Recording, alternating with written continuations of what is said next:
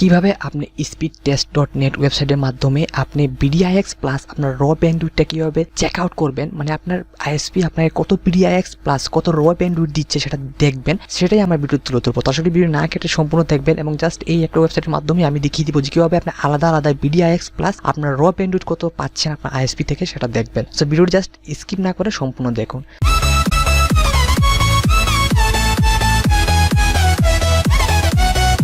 তো হ্যালো বন্ধুরা, সবাইকে স্বাগতম আপনাদের ইউটিউব চ্যানেল DEEPTO360-তে। আশা করি সকলে ভালো আছেন। তো জাস্ট আমি একটা কথা বলতে চাই যে আমরা যারা আইএসপি থেকে নেট ইউজ করি, সো অনেকেই অনেক ওয়েবসাইট রিকমেন্ড করে যে আপনি ওয়েবসাইট থেকে চেক আউট করেন আপনি স্পিডটা কত, আপনি এটা থেকে করেন স্পিডটা কত। কিন্তু আমি মনে করি সবার জন্য জাস্ট speedtest.net ওয়েবসাইটটাই পারফেক্ট। কিন্তু হ্যাঁ, এটা অনেকে বলে থাকে যে এখানে BDIX স্পিড দেখায় কিংবা এখানে র স্পিডটা দেখায় না।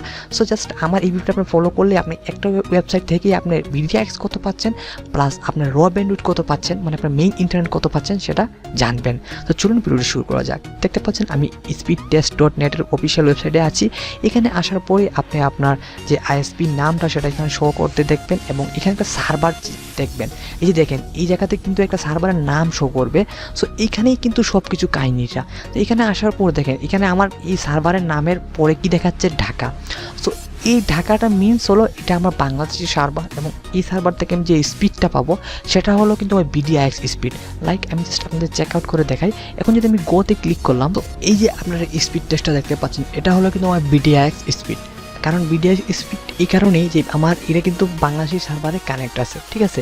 এই যে দেখেন এখান থেকে কিন্তু আমাকে তারা বলে দিচ্ছে যে আমার এই যে আমার সার্ভারটা রইলো আপনার আমরা টেকনোলজিস লিমিটেড। সো এটা হলো আমার BDIX স্পিড, ঠিক আছে। এখন আমি দেখাবো যে আমার র ব্যান্ডউইডটা কত। সো চলুন কীভাবে সেটা দেখতে হয় সেটা আমি দেখিয়ে দিচ্ছি। তো লাইক আমি আবার চলে যাই speedtest.net-এ। এখন এখানে আসার পর আপনাকে যেটা করতে হবে, জাস্ট আপনাকে কিন্তু সার্ভারে চেঞ্জ সার্ভার ক্লিক করতে হবে। দেন এখান থেকে জাস্ট সিঙ্গাপুরের যে কোনো সার্ভার আপনাকে সিলেক্ট করতে হবে। লাইক আমি জাস্ট এখানে সিঙ্গাপুর জাস্ট লিখলেই আপনি সিঙ্গাপুরে দেখেন বিভিন্ন সার্ভার পেয়ে যাবেন, যে কোনো একটা। আপনার ধরনের আমি মনে করেন নিউ মিডিয়া এক্সপ্রেস দিলাম। তো এখানে আমি করার পর জাস্ট আমি এখন গোতে যদি ক্লিক করি, তাহলে এখন যে ব্যান্ডউইডটা শো হবে সেটা কিন্তু আমার র ব্যান্ডউইড, মানে এটাই কিন্তু আমার মেইন ব্যান্ডউইড, ঠিক আছে। এই যে দেখতে পাচ্ছেন এখন যে স্পিডটা আমি পাচ্ছি এটা কিন্তু হলো আমার র ব্যান্ডউইড, মানে এটাই কিন্তু আমার যে কোনো ওয়েবসাইটে আমি ব্রাউজ করবো না কেন, ইন্টারন্যাশনাল যে কোনো ওয়েবসাইটে, সেটা কিন্তু আমি এই স্পিডে ব্রাউজিং করতে পারবো। এবং BDIXটা শুধু BDIX কানেক্ট যে ওয়েবসাইটগুলো আছে, বলতে গেলে জাস্ট দেশীয় যে ওয়েবসাইটগুলো আছে এবং যে FTP সার্ভারগুলো আছে ওইটাতে আমি ওই স্পিডটা পাবো। সো এখন আপনারা বলতে পারেন যে ভাই আপনার তো সেম স্পিড, এখানে কোনো ডিফারেন্স হলো না কেন। সো আমি ভাই এখানে ICC কমিউনিকেশনের নেটওয়ার্ক মানে নেট ইউজ করি। সো ওদের একটা সমস্যা হলো কি, আপনি ওদের যে প্যাকেজটা নেবেন ওই প্যাকেজ অনুযায়ী আপনাকে BDIX স্পিডটা প্রোভাইড করে। লাইক আমি কিন্তু 5 MB স্পিড ইউজ করি। সো ওই 5 MBর জন্য আমাকে তারা just main MB 5 MB internet দেয়, তারপর তা BDIX 5 MB দেয়, তারপর গুগল গ্লোবাল ক্যাচ আপনার 5 MB দেয়, ঠিক আছে।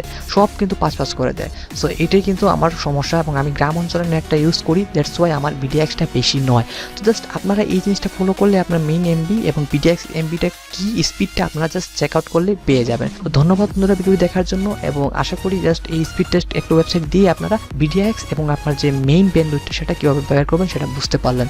সো ধন্যবাদ, টেক কেয়ার। পরবর্তী ভিডিও দেখার নিমন্ত্রণ রইল। Good bye.